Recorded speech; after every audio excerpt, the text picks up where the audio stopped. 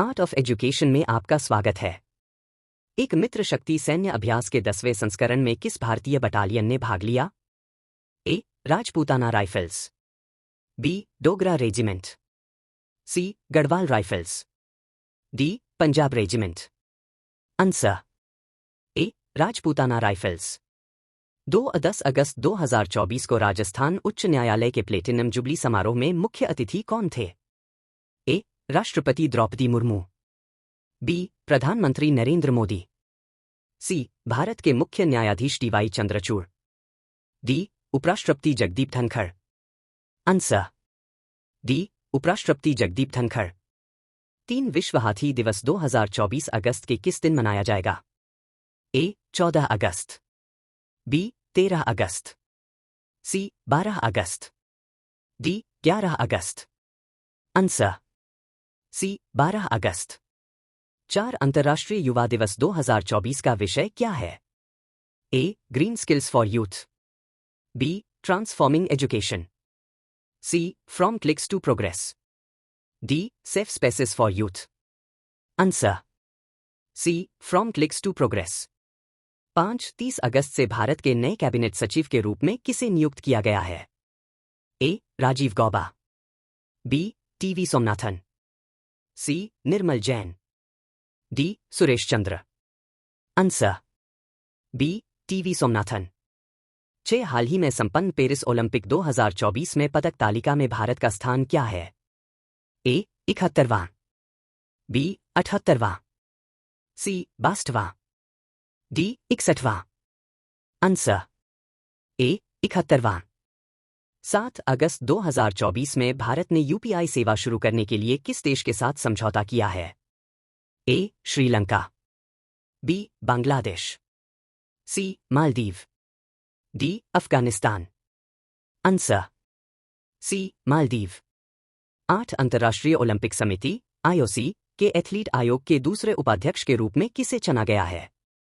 ए. Abhinav Bindra, B. Neeraj Chopra, C. Mary Kom, D. Sunil Chhetri.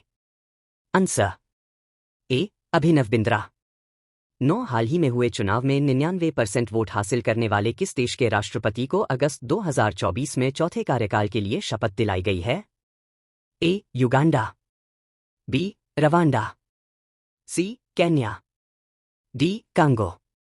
Answer B. Rwanda. 10 किस संस्थान ने निर्फ 2024 समग्र श्रेणी में अन्य सभी भारतीय संस्थानों को पीछे छोड़ते हुए सर्वोच्च स्थान प्राप्त किया?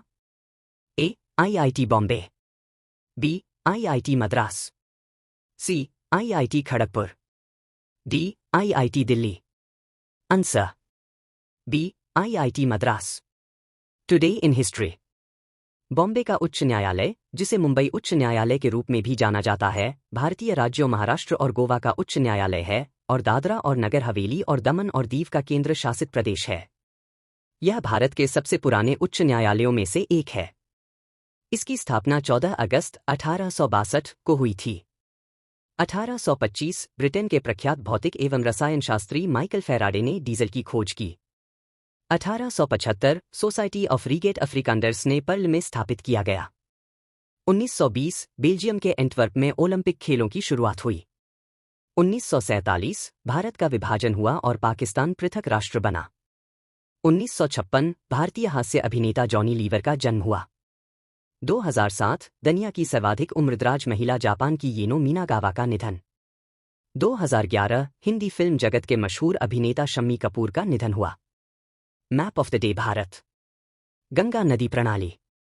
हाल ही में शोधकर्ताओं ने बांग्लादेश में गंगा डेल्टा में नदी चैनलों का अध्ययन किया।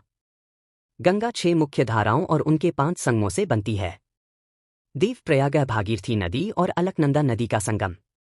रुद्रप्रयाग मंदाकिनी नदी और अलकनंदा नदी का संगम। नंदाप्रयाग नंदाकिनी नदी और अलकनंदा नदी का संगम।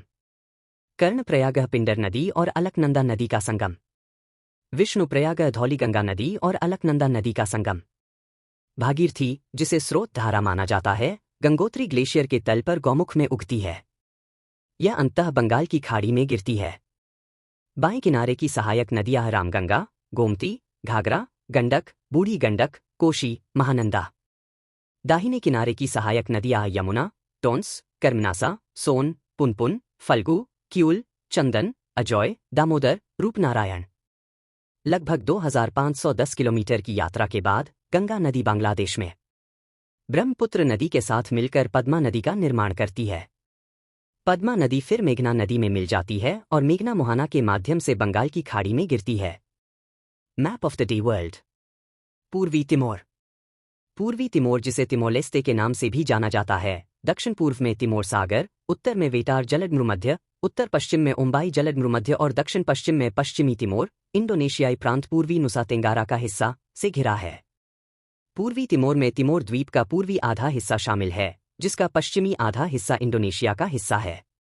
18वीं शताब्दी में पुर्तगाल द्वारा उपनिवेशित पूर्वी तिमोर को 1975 में पुर्तगाल के हटने के बाद इंडोनेशिया ने अपने कब्जे में ले लिया, जिसके कारण स्वतंत्रता के लिए लंबा संघर्ष चला।